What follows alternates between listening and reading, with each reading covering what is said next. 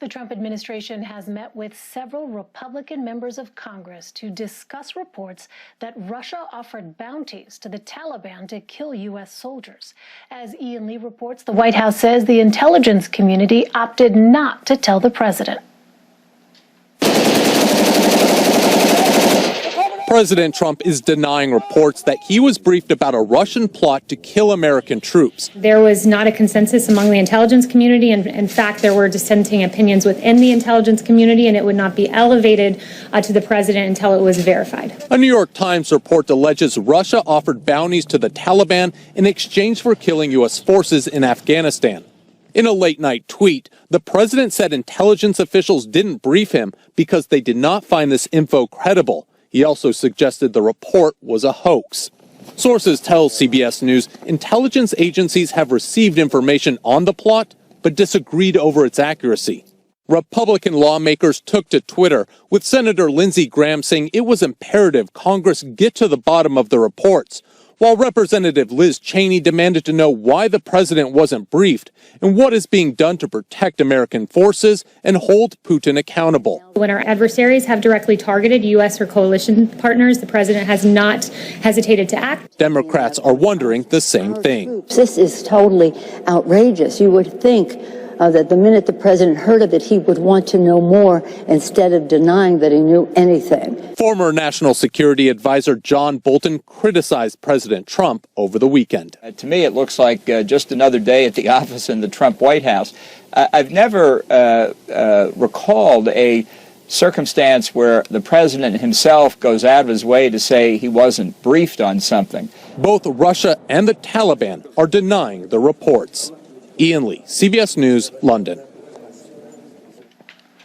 For more on this, let's bring in CBS News senior investigative correspondent Catherine Herridge. Catherine, nice to see you again. You know, this story, as we just saw, is getting so much attention in Washington. What have you been able to independently confirm through your intelligence sources about this? Well, Elaine, based on my reporting here at CBS News, this was intelligence that was developed by the Central Intelligence Agency, or CIA, on the ground in Afghanistan about a potential threat to U.S. forces in the region.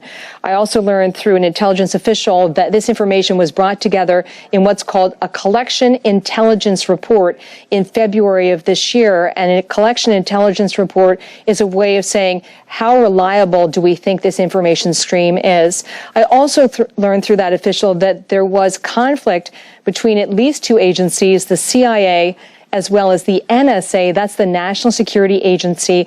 This is the agency that gathers signals intelligence, so telephone calls, emails, as well as text messages. And I'm reading some quotes that I was able to obtain from this report. It reads in part, the NSA assesses the report does not match with well-established and verifiable Taliban and Haqqani network practices. So in other words, this doesn't fit the MO of the Taliban or the Haqqani network, which is a terrorist group also in the region. And it goes on to say that there was a lack of sufficient reporting to corroborate any links, which is another way of saying that the original intelligence stream was very thin and they couldn't really get a lot of traction on it to dig further into it to understand whether the claims about a bounty were verified and credible and corroborated. And for that reason, I was told this intelligence collection report reached the NSC staff level, but then it was never kicked upstairs to a more senior level, Elaine. And so help us understand, I mean, it's really fascinating to hear you read from that report, but help us understand the process, first of all. How common is it for intelligence agencies to disagree over information and its significance? And is that normal protocol for something to remain at that level that you just mentioned and not sort of get kicked up to the level of the vice president or the president? Well, I'd say it's more common than not that there's disagreement among the different intelligence agencies as to the confidence and the reliability of the information. And that's in part due to the fact that they're gathering information, Elaine, from different intelligence streams. So the CIA is what they call a human agency, so it relies on human spies. The NSA is a signals agency.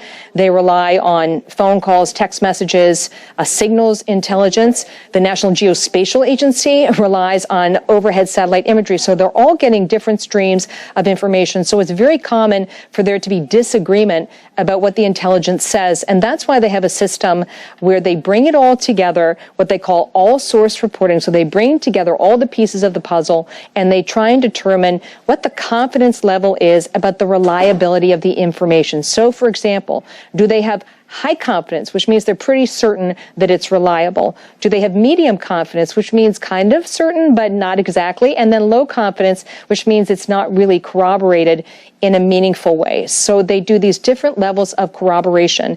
And when it comes to taking this intelligence to what they call in the ICA principles, so a president, a vice president, secretaries on the cabinet, it has to have a very high level of corroboration, especially with an issue like Russia, because it would be a policy question from that point onward. Right. Okay. So let's talk a little bit about the politics of this story. Why is the timing so important right now? And the reaction that we've been seeing also significant from both sides of the aisle. I don't think the timing is really an accident. What I heard out of the gate from at least 3 contacts is they said, listen, we've got a discussion right now ongoing about our exit from Afghanistan with the Taliban. There's a split over what the right approach is. The Trump administration wants to get out. That's the platform that he ran on. They want to scale back.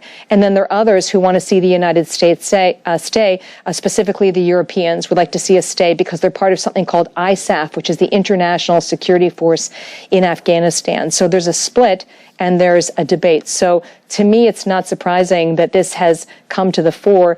And the question is, how reliable is that intelligence? Was there a plot by Russian intelligence to offer money to the Taliban in exchange for targeting and killing U.S. troops on the ground? And having a lot of confidence and certainty about that intelligence is very important, especially at this moment in time. And also understanding whether this was a rogue operation within Russian intelligence or whether this was something, if it did happen, at the direction of the Putin government. Because as you can anticipate from your reporting over the years, the Russian government is not monolithic. There are different factions and components that often are at odds, very much like here in the United States. Right. But the question is, if in fact there was some sort of wink or nod from the government, what in fact would the U.S. response be to this? But so many open questions. Catherine Herridge, really valuable to have your insight on this. Thank you so much. You're welcome. To me, it looks like just another day at the office in the Trump White House.